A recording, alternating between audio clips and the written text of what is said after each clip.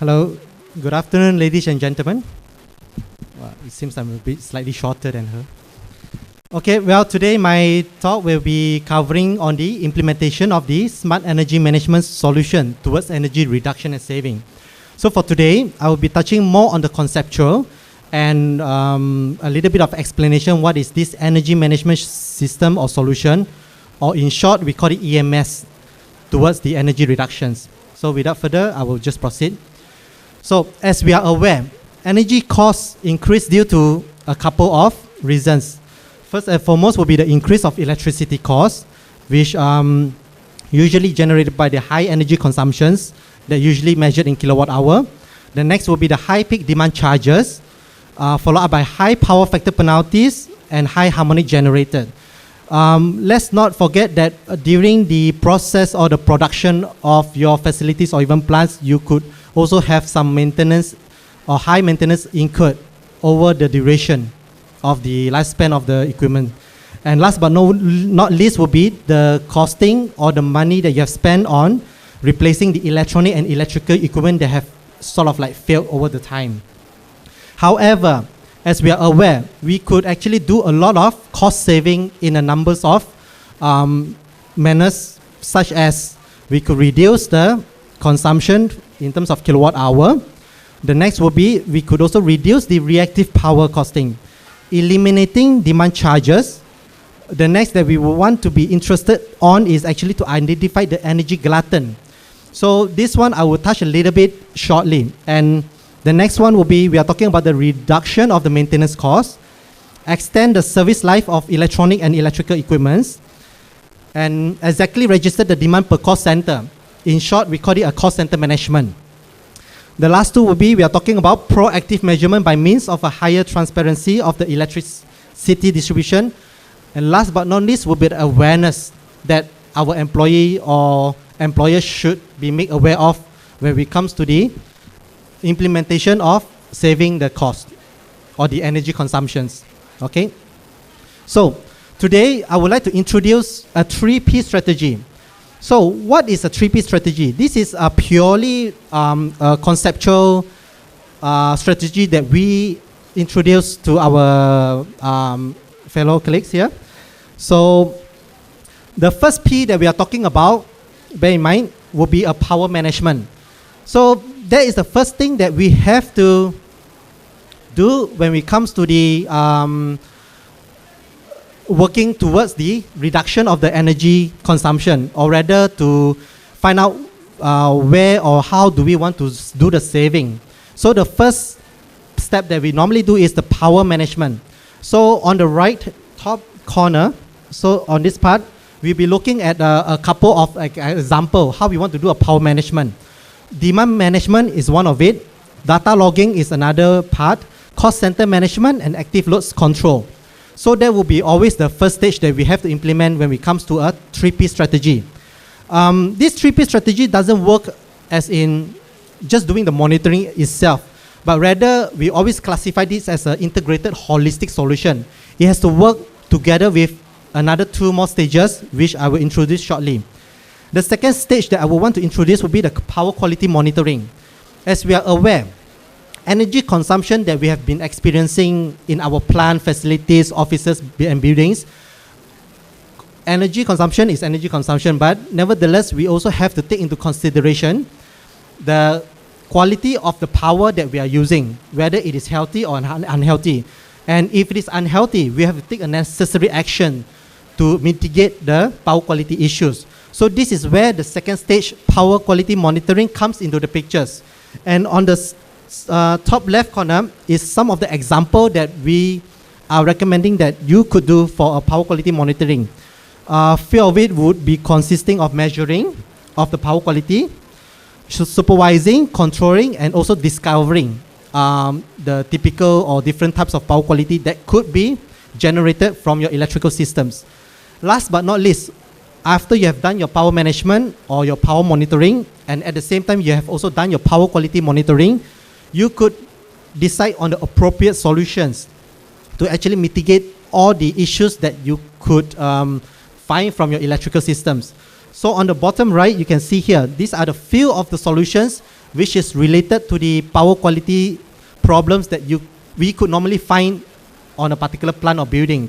So a simple general issues that you could always face is power factor, harmonic, as well as the EMC filter over voltage protection and so on. So we are talking about this kind of power quality problem that we could be potentially face on site or even on our production line. So again, three-piece strategy is a whole integrated holistic solutions. As you can see on the diagram on the left hand side, we will be talking again, as what I've emphasized earlier, is a holistic solution. So what we mean by holistic, we'll be talking as in from top to bottom, all the way from the main incomer coming from the power utility, the main intake, we're talking either 11 kV, 415 kV, 33 kV, or in any respective country's voltage level, up to the end user or the loading of a particular production line. So the importance for us to measure is very important in order for us to find out, like what I've touched earlier, to identify the energy glutton, to identify the particular energy consumption that is being utilized or consumed by a certain production area and so on. So I would like to re-highlight again, the 3P strategy will be consisting of an advanced monitoring that usually comes with a general software that we could normally use for us to do analysis as well as to do a trending and find out whether our load is in a healthy manner or not. Once we have done the monitoring, we could do our appropriate action taking to actually prevent the fault from happening. For example, if we would want to minimize a maximum demand charges or a peak, we want to minimize the peak charges that could be potentially faced by us. What we have to do in the first stage is we have to analyze the data. We could potentially be able to estimate or to look at the trend if ever it is going towards the high limit, and then given potentially benchmark that we have set earlier to trigger an alarm or whatsoever, we could actually in the first stage take an appropriate action to sort of like prevent that from happening. So in short, we could prevent ourselves from being penalized and so on. So once we have done the monitoring, of course, the next step will be we want to carry out a fault prevention, which normally we could do the study from our trend analysis, operation limit, by setting the operation limit definitions. Last but not least, also we can also set the alarms and so on for us to do further preventions. And of course, the prevention would be very good if you can do it in the first stage. But if, for example, power quality comes in and you already have your PQ issues, such as having high harmonic, having low power factor, this is where the solution comes in, and you have to introduce an appropriate equipment such as power factor capacitors, or even a harmonic filters, or even an active voltage regulator and so on to mitigate the PQ issues that will be faced on site. Again, what I want to emphasize is energy management system is not just an hardware. What we are talking is a conceptual, or is a concept or whole solution by itself. It will be consisting of not just hardware. We'll be talking. Yep, thank you very much. Hello, testing. Okay, so for the conceptual of the SEMS is not just restricted to the hardware, but rather we will be also focusing on the software, and we are also talking about the kind of communication that we could establish during the formation of the EMS. As we are aware, EMS could come in many forms. You know, it could be integrated into a building management system. It could be integrated into any kinds of standard that we can think of. And when we talk about the communication or the networking kind of cabling, you could also have a wireless connectivity. You can also have a hardwired connectivity. And when we talk about the monitoring, it could come either where you can have to have the display everything done via your PC, or you can have it remotely done on your remote PC or even on your mobile smartphones and so on. So in short, when we talk about the energy management system, try not to restrict too much on the hardware, but rather on the whole the whole package, like what I said, software, hardware, communication, cables, and so on, all in one package. Okay, so again, this is just an example of what you could potentially or you should expect from a 3P strategy that forms this smart energy management system. Again, an integrated holistic solutions. As you can see, one example that I can show you, this is a genuine example that we have actually implemented in Europe. We have many kinds of data monitoring system installed in place with various locations. And as you can see, the various locations spans over 600 outlets all across Europe, and the distance is about 2,500 kilometers apart, or in total. But nevertheless, when we're talking about the management of the energy system itself, what we want to do, we want to integrate all this data into one particular place. So how do we do it? As you can see, internet, now we have like abundance of this high, I would say a very good advanced technologies. Via internet, you can actually segregate, or you can combine all kinds of data back to the server, and then it eventually goes back to your computer systems. So I think this is something that we should implement in our organizations. And again, when we talk about energy management system, it's not just restricted to one particular audience. Your data could also be viewed by respective parties. You can have an energy manager, you can have a sales outlet responsibles, facility management, and please bear in mind that when the display that you can actually portray to all these potential sets of customers or viewers, you could, how would I put it, you can actually customize it, the kind of viewing that, or you can restrict the kind of viewing to a particular kind of groups.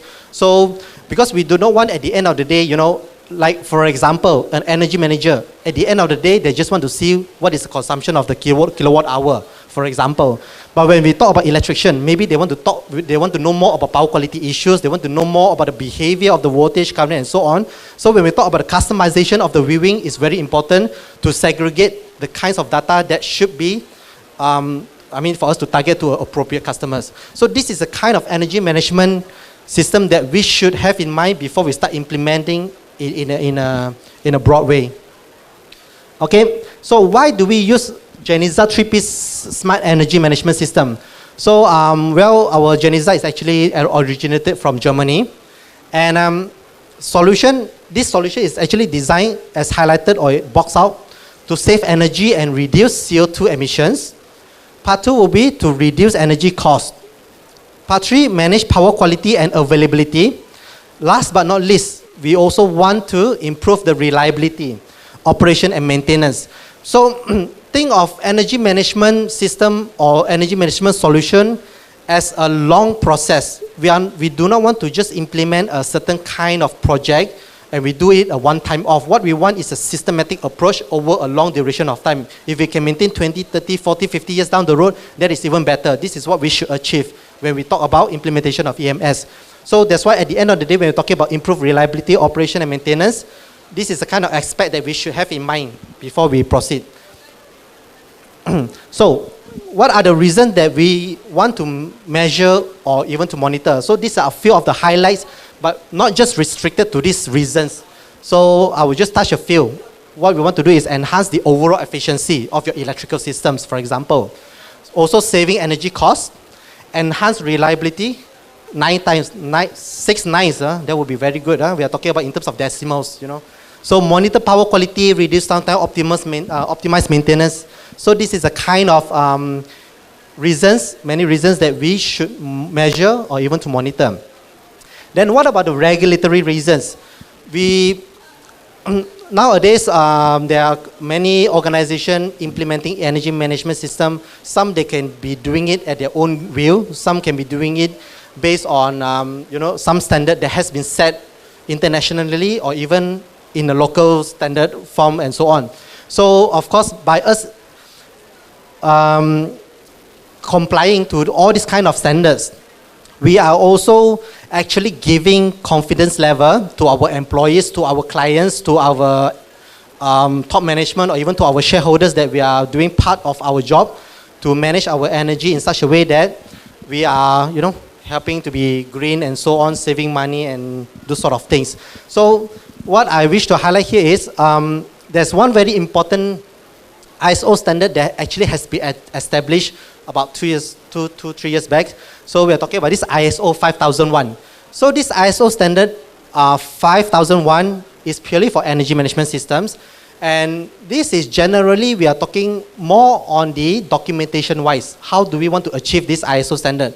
So I believe in Malaysia, I think the first organization that got this ISO compliance or certification would be Diabi Highcom or something like that. I can't remember.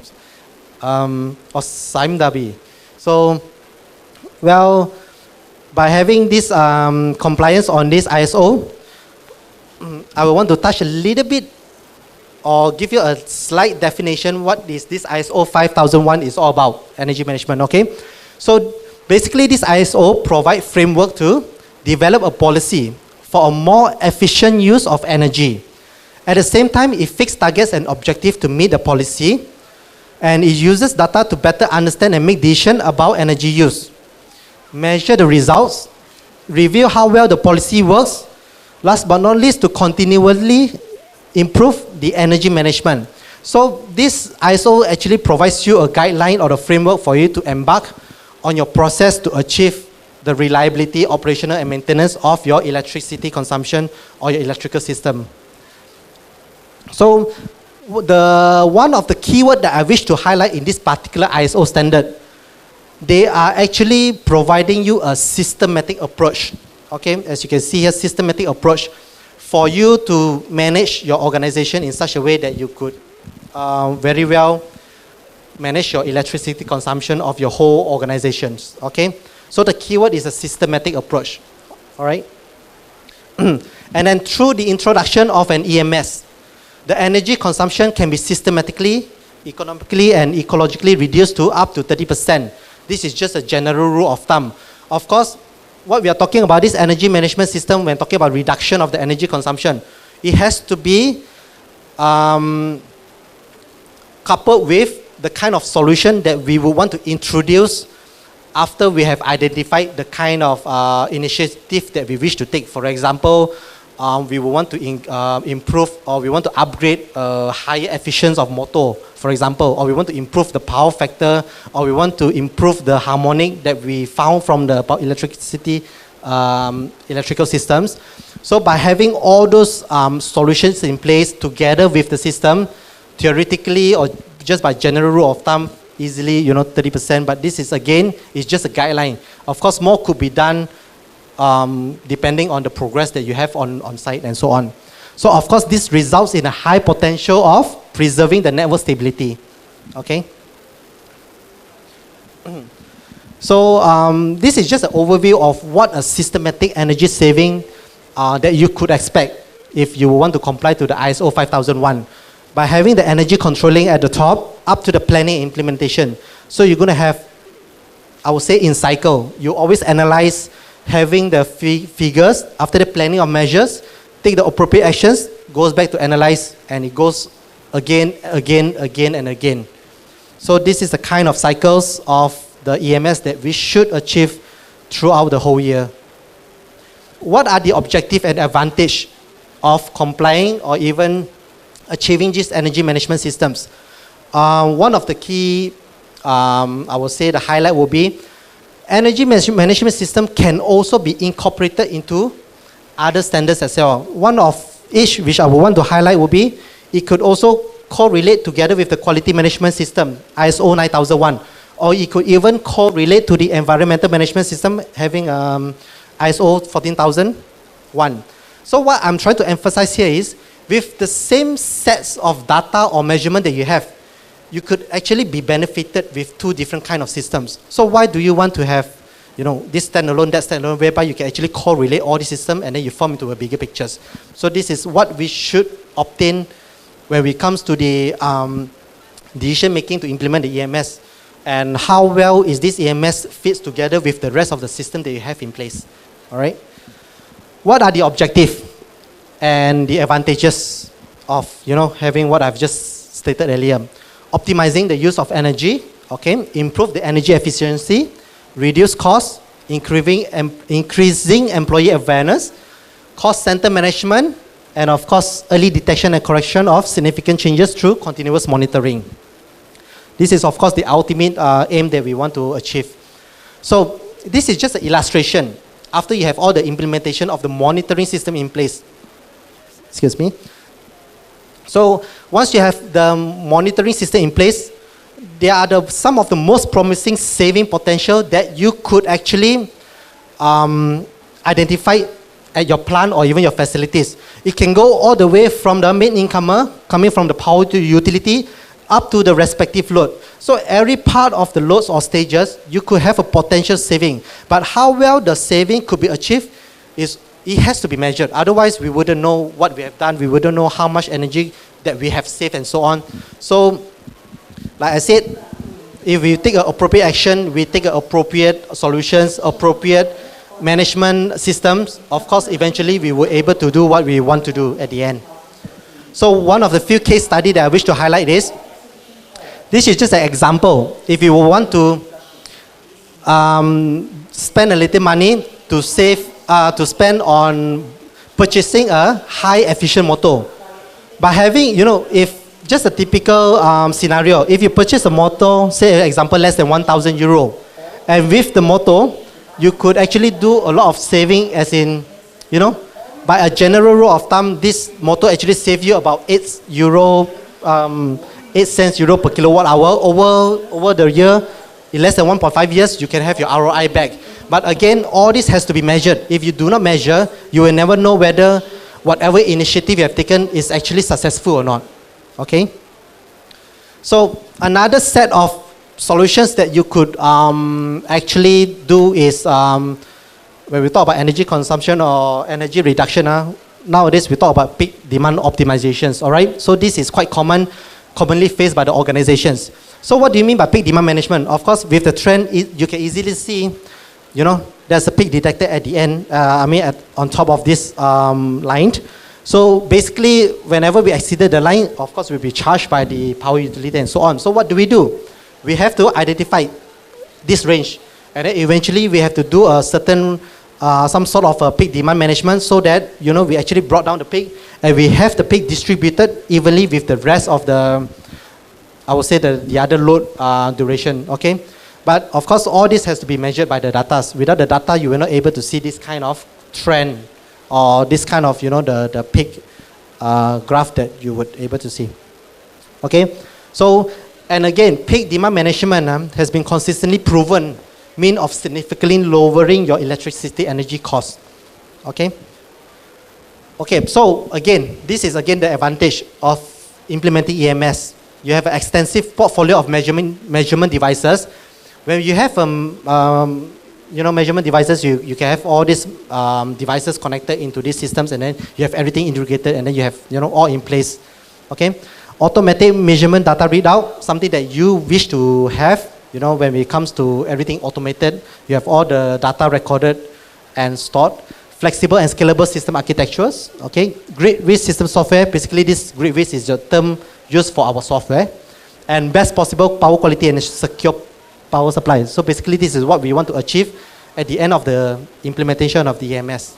All right. Again, I just want to give you a topology of what you should achieve when you want to implement this whole energy management solution or even system throughout your electrical systems. All right.